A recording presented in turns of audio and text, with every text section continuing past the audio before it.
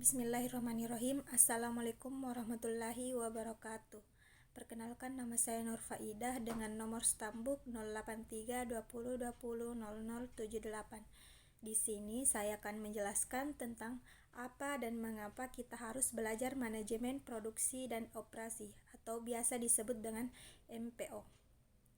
Yang pertama itu manajemen, yang membahas tentang optimasi sumber daya dan bagaimana sumber daya itu bisa diolah menjadi sesuatu yang bermanfaat, yaitu yang kita kenal berupa efektif, efisien, dan produktif.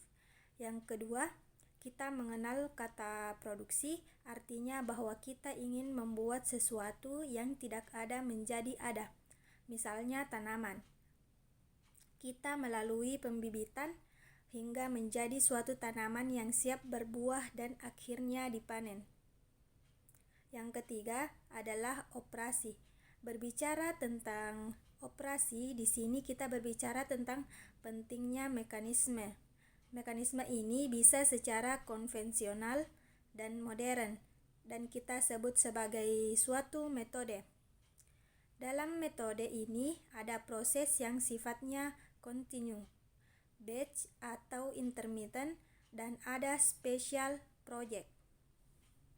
Jadi dengan kata lain, mempelajari MPO ini penting sekali untuk kita memahami konsep dari hulu sampai hilir, atau dalam bahasa praktisnya ilmu 5W+1H. Yang pertama, why. Yang kedua, ketika kita sudah berbicara why, intinya kita berbicara what, kenapa kita perlu memproduksi. Jadi yang ketiga, kita mungkin akan berbicara where, di mana. Tempat di mana produksi itu dilakukan, yakni di pabrik atau di kebun. Setelah itu, kita berbicara tentang when, kapan. Dan kita berbicara tentang who. Who itu adalah barang dan jasa yang akan dikonsumsi oleh para pengguna, baik pengguna langsung maupun pengguna tidak langsung. Jadi dengan kata lain, manajemen produksi dan operasi adalah satu konsep yang utuh. Fungsi yang terlihat itu yang pertama, sumber daya manusia. Kedua, fungsi teknologi. Di sana ada peralatan baik yang manual maupun yang modern. Kemudian fungsi yang kita sebut dengan keuangan mencakup dua macam, yakni ada modal kerja dan investasi. Yang paling penting dari situ adalah pemasaran, karena sebuah produksi tanpa pemasaran adalah sebuah kesia-siaan. Maka dari itu, MPO sangat bermanfaat untuk pengembangan industrialisasi atau hilirisasi. Adapun esensi MPO yakni transformasi atau perubahan input menjadi output yang memiliki nilai tambah lebih tinggi. 5 alasan penting mempelajari MPO.